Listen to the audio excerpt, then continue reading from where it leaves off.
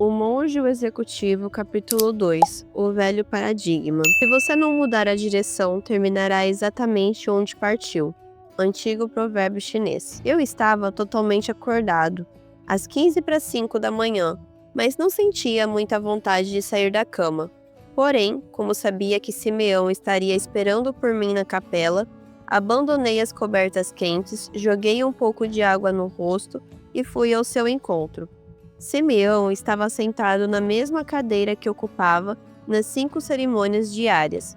Ele acenou para mim e eu me sentei perto dele. Desculpe-me por tirá-lo da cama tão cedo, eu disse. Não se preocupe, eu acordo muito cedo, John. Estou feliz por podermos passar algum tempo juntos. Perguntei ao reitor ontem se podia tomar o café da manhã com você, mas ainda não tive resposta. Ele concordou em permitir que quebrássemos o grande silêncio antes da cerimônia das 5:30. E estou muito grato por isso. Ele é realmente muito generoso, pensei. Diga-me, John, o que você tem aprendido? Muitas coisas, respondi. Achei aquele conceito de poder e autoridade muito interessante. Mas, Simeão, fiquei sem graça quando você me pegou por não estar ouvindo o que Kim dizia ontem. Ah, sim.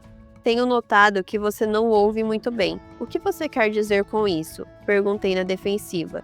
Sempre me considerei um bom ouvinte. Ontem de manhã, quando nos conhecemos em seu quarto, você me interrompeu no meio de uma frase 3 vezes.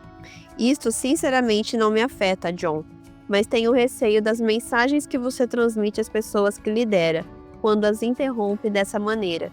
Ninguém lhe falou desse seu mau hábito? Não, realmente. Menti, sabendo que uma das maiores queixas de Raquel a meu respeito era que eu nunca deixava as pessoas terminarem uma frase.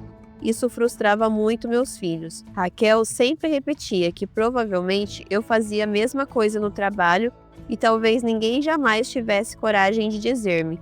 Mas certa vez no trabalho alguém fez isso. Foi durante uma entrevista com o gerente de produção que estava se demitindo para ir trabalhar com uma concorrente. Ele me disse que eu era o pior ouvinte que tinha conhecido.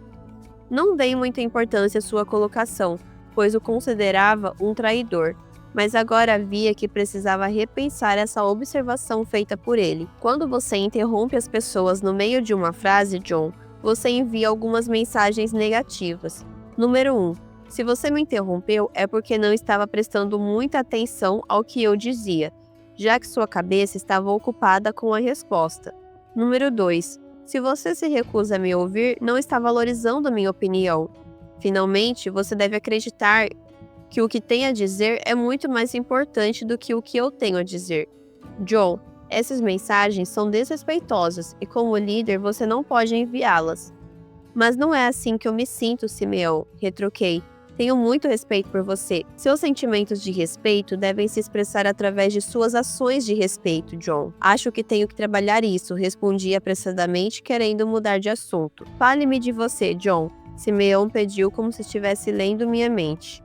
Durante 5 minutos, relatei a Simeão uma breve autobiografia. E nos 5 minutos seguintes, falei das coincidências de Simeão e do sonho recorrente. Simeão ouviu atentamente como se nada mais no mundo tivesse importância, além do que o que eu estava dizendo. Ele me olhava diretamente nos olhos e balançava a cabeça para mostrar que compreendia, mas não deu uma palavra até que eu terminei. Depois de 1 minuto ou 2 de silêncio, ele disse: Obrigado por compartilhar sua história, John. E fascinante. Adoro ouvir a respeito da jornada das pessoas através da vida. Nada de tão especial, eu disse, me diminuindo. O que você acha dessas coincidências, Simeão? Ainda não estou certo, John, ele disse esfregando o queixo. Tenho a tendência de concordar com sua esposa de que provavelmente isso significa alguma coisa. Nosso inconsciente e os sonhos que ele nos fornece têm uma riqueza indescritível, que estamos apenas começando a compreender. Sim, suponho. Então, como pode ser útil a você esta semana, John? Acho que gostaria de roubar um pouco do seu cérebro se pudesse, Simeão. Realmente estou lutando um bocado estes dias, e minha mente é um verdadeiro turbilhão. Qualquer um imagina que um sujeito que tem tudo o que todos poderiam desejar deveria estar contente e feliz.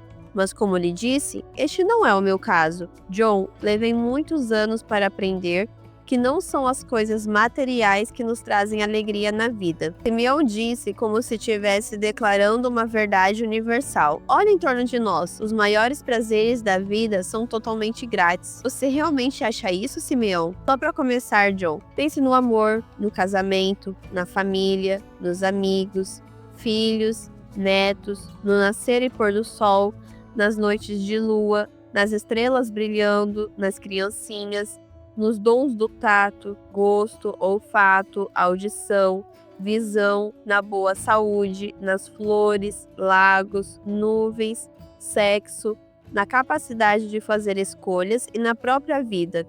Todos são grátis, John.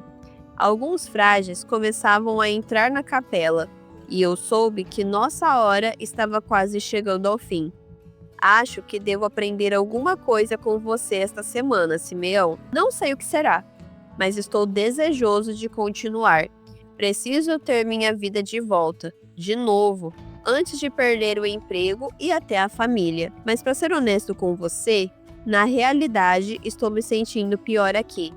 Quanto mais ouço você, mais percebo quanto estou fora da linha. Acho que nunca me senti tão por baixo. Este lugar é perfeito para recuperar sua vida, Simeão respondeu. Havia um murmúrio na sala de aula quando o relógio começou a bater 9 horas naquela manhã. Simeão sorriu para o grupo e disse gentilmente: Acho que alguns de vocês estiveram lutando com alguns dos princípios que discutimos ontem. Você está certíssimo. O sargento explodiu, como se falasse para o grupo todo. Essa história de conto de fadas vai contra tudo o que nós aprendemos no mundo real. O pregador balançou a cabeça e disse: O que você quer dizer com nós? Talvez você tenha que desafiar alguns dos seus velhos paradigmas, soldado. E o que é um paradigma, pregador? Resmungou o sargento. Algo que você tirou da Bíblia? Simeão assumiu a direção. Paradigma é uma boa palavra. Paradigmas são simplesmente padrões psicológicos, modelos ou mapas que usamos para navegar na vida. Nossos paradigmas podem ser valiosos e até salvar vidas quando usados adequadamente, mas podem se tornar perigosos se os tomarmos como verdades absolutas, sem aceitarmos qualquer possibilidade de mudança e deixarmos que eles filtrem as novas informações e as mudanças que acontecem no correr da vida. Agarrar-se a paradigmas ultrapassados pode nos deixar paralisados enquanto o mundo passa por nós. O sargento disse: Está bem, agora compreendi. Meu velho paradigma era que os frades eram estranhos e os mosteiros deviam ser evitados a todo custo. Graças ao meu capitão, que insistiu em mandar-me para cá, tenho o prazer de dizer que esses paradigmas estão sendo desafiados aqui nesta semana. Ele levantou os olhos e suspirou. Todos rimos, mas ninguém riu mais do que Simeão. Acho que devo lhe agradecer, Greg. Simeão respondeu com um sorriso. Como exemplo de paradigma perigoso, pense na visão de mundo que uma garotinha vítima de um pai abusivo poderia desenvolver. Provavelmente, ela desenvolveria a ideia, o paradigma, de que os homens adultos não devem ser confiáveis. Enquanto ela fosse criança, este paradigma a levaria a afastar-se do pai. Entretanto, se ela o transferir para o mundo adulto, é provável que, quando crescer, tenha grandes dificuldades com os homens. Compreendo, disse a enfermeira. O paradigma da menina pequena era que nenhum homem é confiável, mas o paradigma adequado é que alguns homens não são confiáveis. No entanto, a menina ficaria impregnada pelo modelo que serviu para ela enquanto viveu no lar com aquele irresponsável, e o transferirá inadequadamente para suas vivências no mundo adulto. Exatamente, Kim, Simeão continuou. Por isso, é importante que desafiemos continuamente os paradigmas a respeito de nós mesmos, do mundo em torno de nós, de nossas organizações e das outras pessoas. Lembrem-se de que o mundo exterior entra em nossa consciência através dos filtros de nossos paradigmas, e nossos paradigmas nem sempre são corretos. Eu acrescentei: li em algum lugar que não vemos o mundo como ele é, mas como nós somos. O mundo parece muito diferente dependendo de nossa perspectiva. Ele parece diferente se sou rico ou pobre, doente ou saudável, jovem ou velho, negro ou branco. Minha mulher vê o mundo de maneira muito diferente da minha, acreditem-me. A diretora disse: acredito que foi Mark Twain quem falou que devemos ter cuidado para absorver as lições adequadas de nossas experiências. Deu como exemplo o gato que senta no fogão quente. Como a experiência foi dolorosa, ele jamais se sentará em qualquer fogão, nem quente nem frio. Excelente, excelente! Simeão reagiu com seu sorriso costureiro. Pensem nos velhos paradigmas: o mundo é plano, o sol gira em torno da terra. A salvação virá se você for uma boa pessoa. As mulheres não podem votar. Os negros são inferiores. As monarquias devem governar as pessoas. Cabelos longos e brincos são somente para mulheres, e assim por diante. Novas ideias e maneiras de fazer as coisas estarão sempre sendo desafiadas, e até rotuladas como heréticas, coisas do diabo, comunistas. Desafiar os velhos caminhos requer muito esforço, mas acomodar-se nos paradigmas ultrapassados também. O mundo está mudando tão rapidamente que podemos ficar paralisados, se não desafiarmos nossas crenças e paradigmas. A treinadora declarou: "Eu gostaria de saber se esta é a razão do progresso contínuo tão grande nestes dias.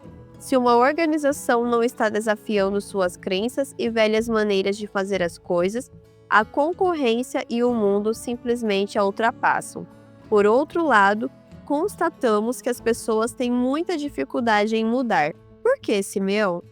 Simeão respondeu rapidamente: "A mudança nos desinstala, nos tira da nossa zona de conforto e nos força a fazer as coisas de modo diferente, o que é difícil. Quando nossas ideias são desafiadas, somos forçados a repensar nossa posição, e isso é sempre desconfortável. É por isso que, em vez de refletir sobre seus comportamentos e enfrentar a árdua tarefa de mudar seus paradigmas, muitos se contentam em permanecer para sempre paralisados em seus pequenos trilhos." A diretora fez uma careta. Um trilho é uma espécie de caixão sem alças. A treinadora contribuiu: "O progresso contínuo é fundamental, tanto para as pessoas como para as organizações, porque nada permanece igual na vida. A natureza nos mostra claramente que ou você está vivo e crescendo, ou está morrendo, morto ou declinando." Simeão acrescentou: "Quase todos compram a ideia do progresso contínuo, mas por definição é impossível melhorar a não ser que mudemos. São sempre pessoas corajosas da linha de frente que desafiam e fazem as perguntas que abrirão caminhos para outras." George Bernard Shaw, a diretora, partiu de novo. Disse uma vez que o homem sensato se adapta ao mundo. O insensato persiste em tentar adaptar o mundo a si mesmo. Portanto, todo o progresso depende do homem insensato. "Muitas vezes digo às minhas jogadoras", acrescentou a treinadora, "que é melhor ser o cão-guia da matilha por 3 razões. Primeira, é ele quem abre os caminhos. Segunda, ele é o primeiro a ver a paisagem. Terceira, ele não fica olhando para o rabo dos outros o tempo todo." "Obrigado, Chris, eu ainda não tinha ouvido isso."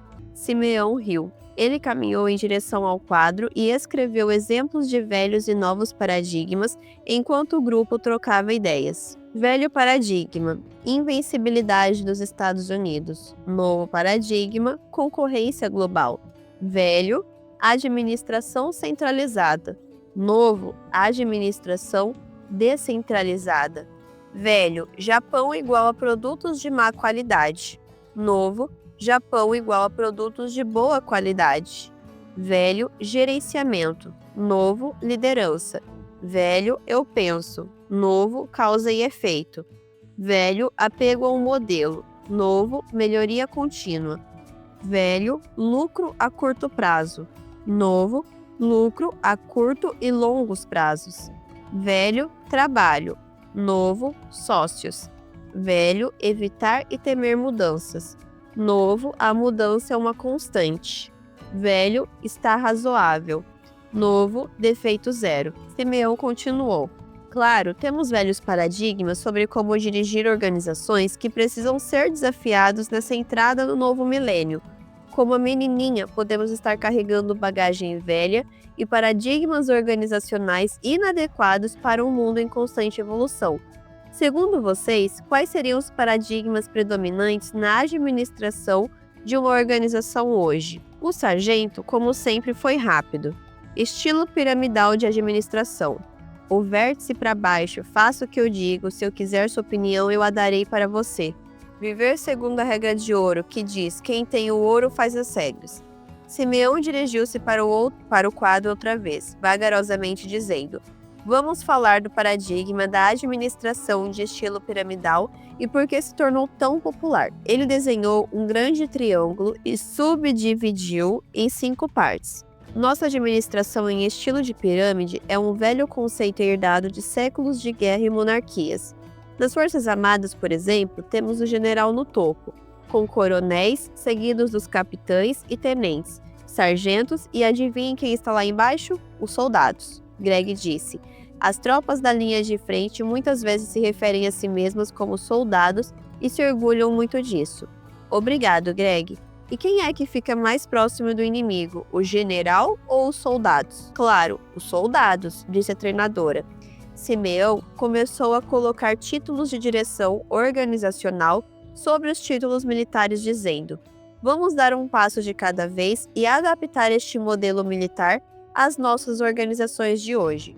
Vamos colocar o presidente no lugar do general, os vice-presidentes no dos coronéis, os gerentes intermediários no dos capitães e tenentes e os supervisores nos dos sargentos. Agora, adivinhem quem está na base da organização típica. Os soldados, 3 de nós responderam em uníssono. Não são mais os soldados, o pregador anunciou. Agora, nós nos referimos a eles como os empregados ou associados. Obrigado, Lee, Simeão sorriu. E onde está o cliente neste modelo? Quem está mais próximo do cliente, o presidente ou os caras que executam o trabalho e agregam valor ao produto? Espero que a resposta seja óbvia para vocês. Eu então disse, meu chefe costumava me lembrar que as pessoas que colocam um vidro nas caixas em nossa fábrica são as mais próximas dos clientes. Quer dizer, eu posso até conhecer os clientes pessoalmente e convidá-los para almoçar ocasionalmente. Mas a coisa mais importante é a que está dentro da caixa quando ele tira a tampa. E a última pessoa a tocar naquele vidro é o trabalhador. Acho que isso o faz mais próximo dos clientes. Sim, ouvi dizer que os executivos se sentem muito sozinhos no topo, mas todos os outros também estão sozinhos, porque cada um está tratando de executar seu trabalho. Teresa deixou escapar. Então você tem um modelo que se parece um pouco com este, Simeão anunciou afastando-se do quadro, e perguntou, este é um bom modelo ou paradigma para dirigir uma organização hoje? Uma coisa é certa, respondeu o sargento um tanto na defensiva. Este é um modo eficiente de realizar o trabalho. Nosso país alcançou grande projeção usando esse estilo. Foi um sucesso durante muito tempo. Bem, comentou o pregador, parece muito natural que depois das grandes vitórias do princípio do século XX, as pessoas voltassem para casa acreditando que esse estilo de poder de cima para baixo, de obedecer ordens sem questionar, fosse o melhor para conseguir o que se queria. Muitas pessoas provavelmente voltaram para casa elegendo essa maneira como a melhor e talvez a única de conduzir seus negócios, seus lares, os times esportivos, as igrejas e as organizações não militares. É indiscutível que o modelo militar foi eficiente para ganhar guerras. Simeão concordou balançando a cabeça. Mas eu me pergunto se, tal como na história da menininha do nosso exemplo, não transferimos inadequadamente um modelo que serviu perfeitamente bem na defesa de terras e crianças para um mundo onde o mesmo modelo não será tão eficiente.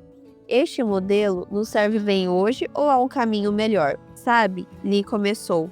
Quando olho para o modelo no quadro, fico admirado por termos o cliente no mesmo lugar do inimigo. Você acredita mesmo que as organizações veem o cliente como um inimigo? Com certeza eu não gostaria que fosse assim. Pelo menos conscientemente, Kim respondeu. Mas quando olho para esse estilo de administração de cima para baixo, fico preocupada com as mensagens que estão sendo enviadas para os empregados. O que você quer dizer com isso? Perguntei. Na organização, todos estão olhando para cima, para o chefe, e longe do cliente, ela respondeu rapidamente. Linda observação, Kim, Simeão exclamou. Isso é exatamente o que acontece como mentalidade ou paradigma de cima para baixo.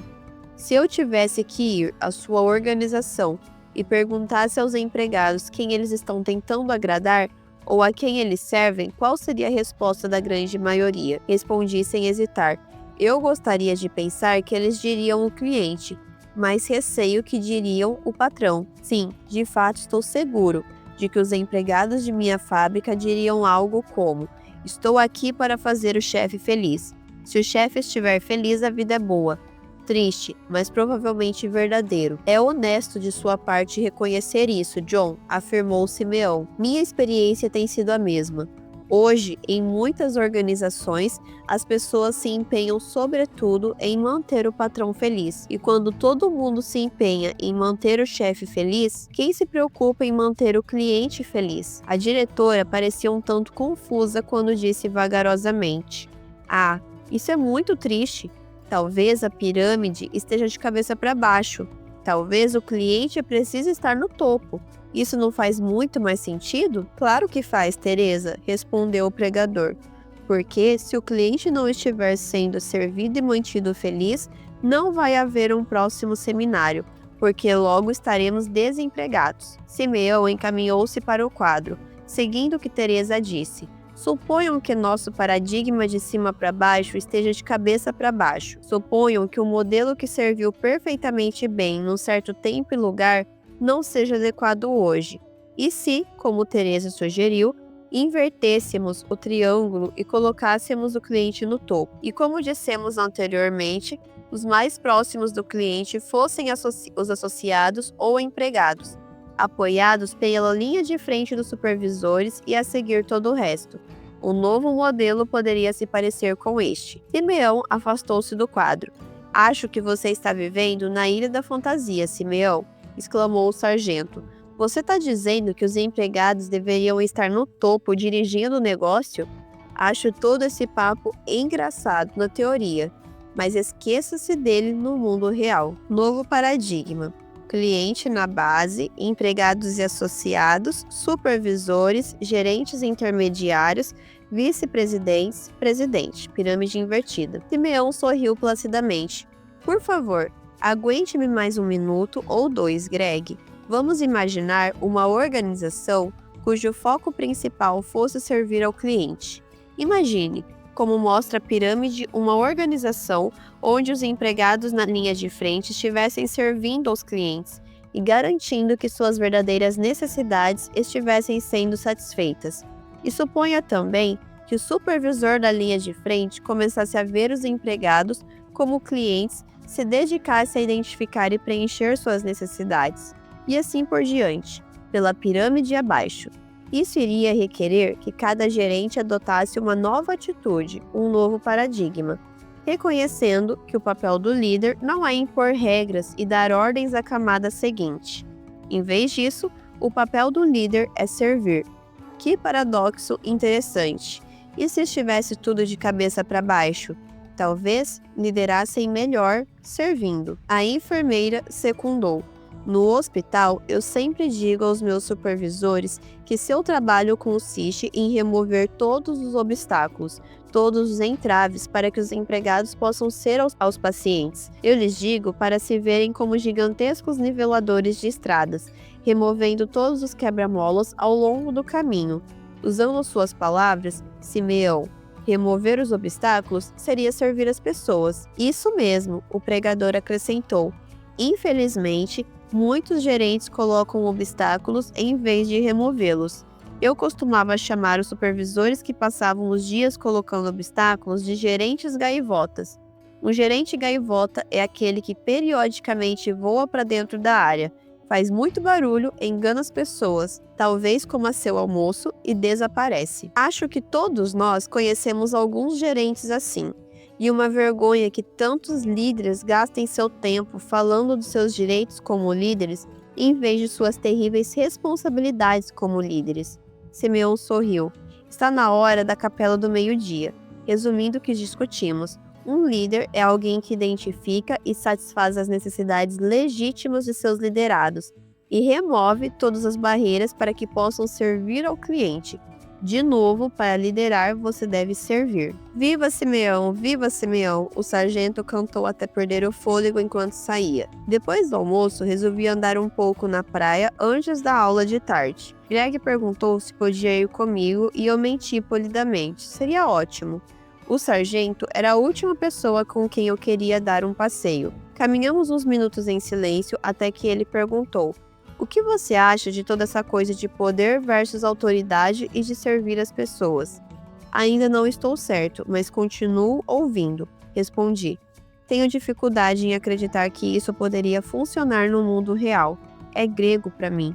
Para nós dois, Greg, eu disse, apenas para ser agradável. Mas pela segunda vez, em menos de 5 minutos, eu mentia para Greg. As palavras de Simeão não eram língua estrangeira para mim. Reconheci a verdade quando as ouvi. Todos estavam presentes e curiosamente quietos quando o relógio tocou 2 vezes para iniciar nossa sessão da tarde. Antes que Simeão abrisse a boca, o sargento falou: sei que você era considerado um bom líder há alguns anos, e eu respeito isso, Simeão, mas não posso acreditar que você tenha conseguido sua fama dizendo aos supervisores que fizessem o que os empregados queriam. Se eu tentasse liderar as pessoas desse jeito, perdoe-me, haveria uma anarquia declarada.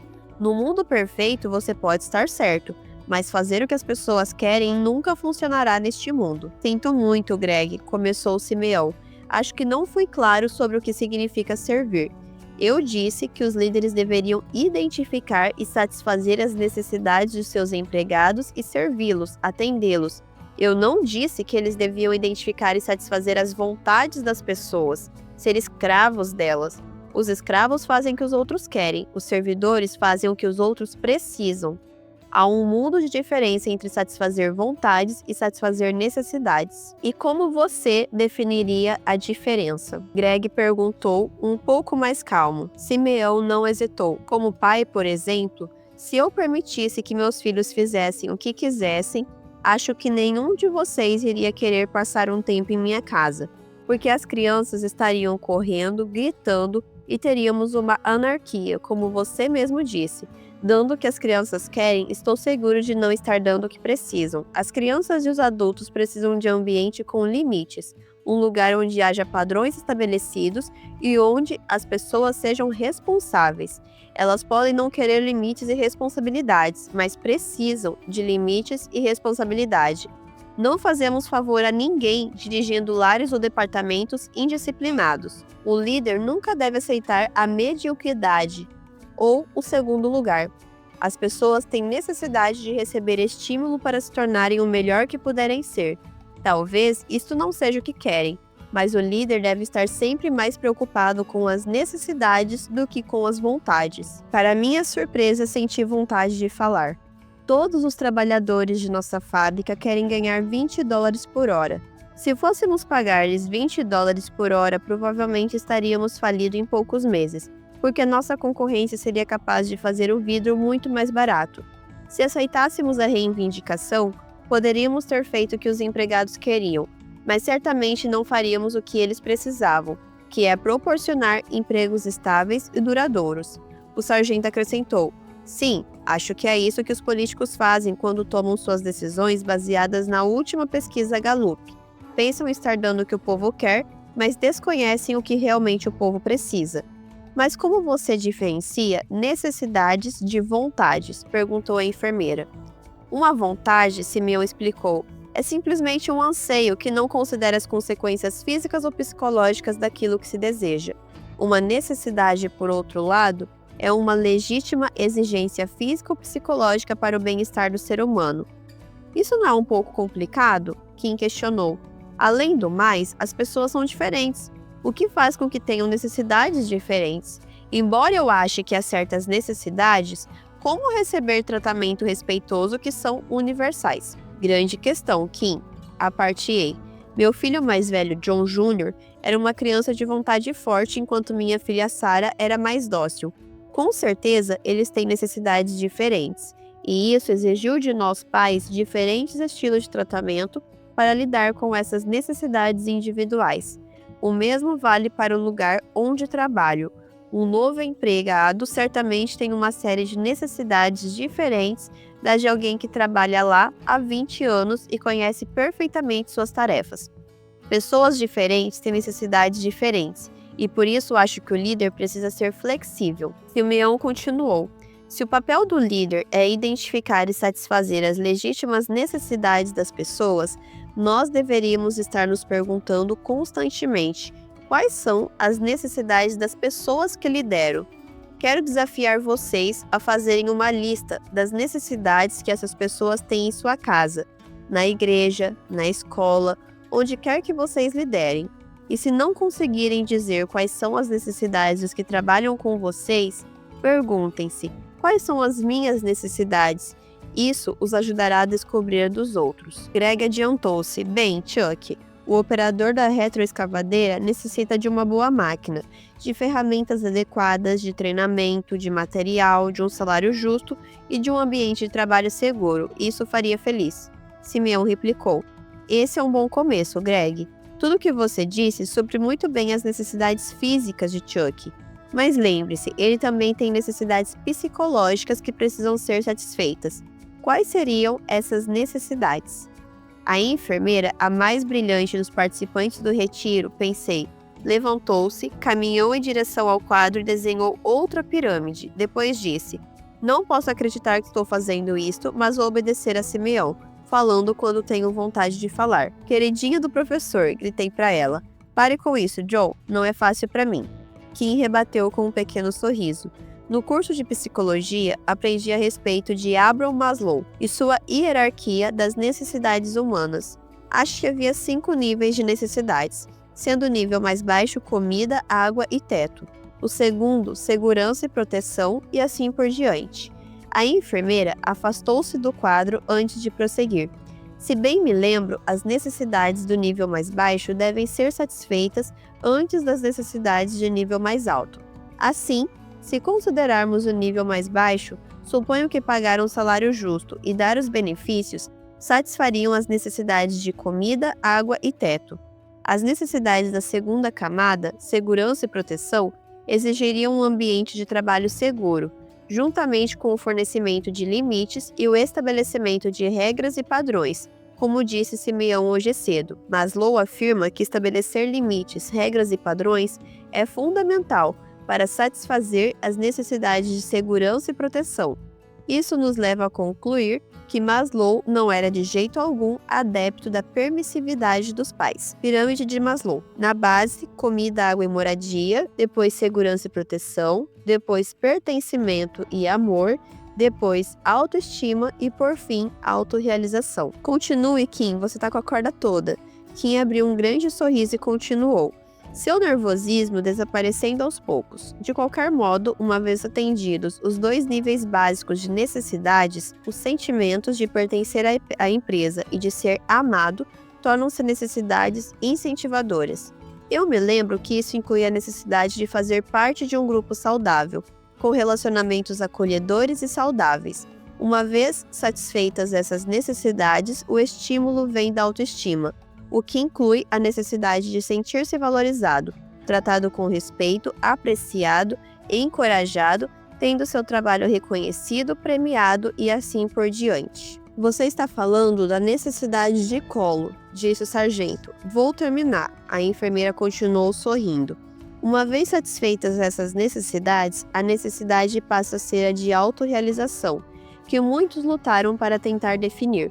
O que deduzi foi que autorrealizar é tornar-se o melhor que você pode ser ou é capaz de ser. Nem todos podem ser presidentes da empresa ou o melhor aluno da sala, mas todos podem ser o melhor empregado, jogador ou estudante possível. E, se compreendo corretamente o que Simeão disse, o líder deve incentivar e dar condições para que as pessoas se tornem o melhor que podem ser.